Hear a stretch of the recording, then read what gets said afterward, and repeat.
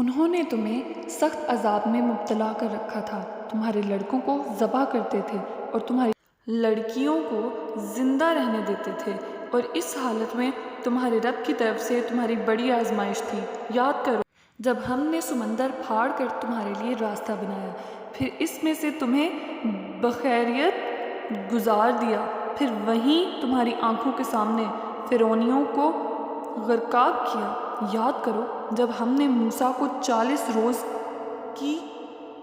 مدت پر بلایا تو اس کے پیچھے تم بچھڑے کو اپنا معبود بنا بیٹھے۔ اس وقت تم نے بڑی زیادتی کی تھی، مگر اس پر بھی ہم نے تمہیں معاف کر دیا کہ شاید اب تم شکر گزار بنو۔ یاد کرو کہ ہم نے موسیٰ کو کتاب اور فرقان عطا کی تاکہ تم اس کے ذریعے سے سیدھا راستہ پا سکو۔ یاد کرو جب موسیٰ یہ نعمت کے لیے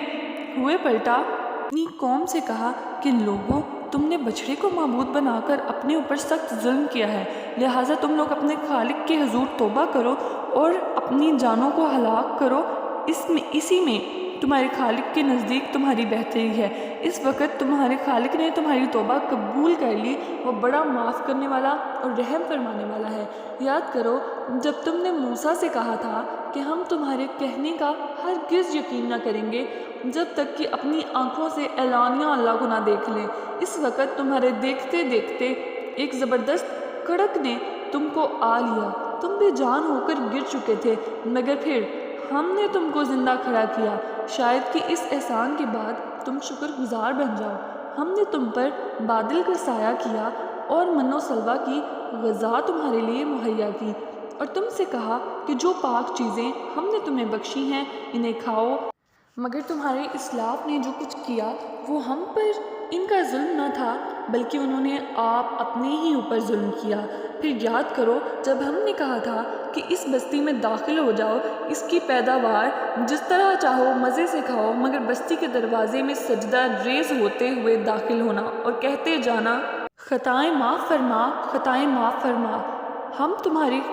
خطاؤں سے درگزر کریں گے اور نیکوکاروں کو مزید فضل و کرم سے نوازیں گے۔ مگر جو بات ان سے کہی گئی تھی ظالموں نے اسے بدل کر کچھ اور کر دیا۔ آخرکار ہم نے ظلم کرنے والوں پر آسمان سے عذاب نازل کیا، یہ سزا تھی ان نافرمانیوں کی جو وہ کر رہے تھے۔ اور یاد کرو جب موسیٰ نے اپنی قوم کے لیے پانی کی دعا کی تھی تو ہم نے کہا کہ چٹان پر اپنا عصا یعنی لاٹھی مارو، چنانچہ اس سے 12 چشمے پھوٹ نکلے اور ہر قبیلے نے جان لیا کہ کون سی جگہ اس کے پانی لینے کی ہے۔ اللہ کا دیا ہوا رزق کھاؤ اور پیو اور زمین میں فساد نہ پھیلاتے پھرو۔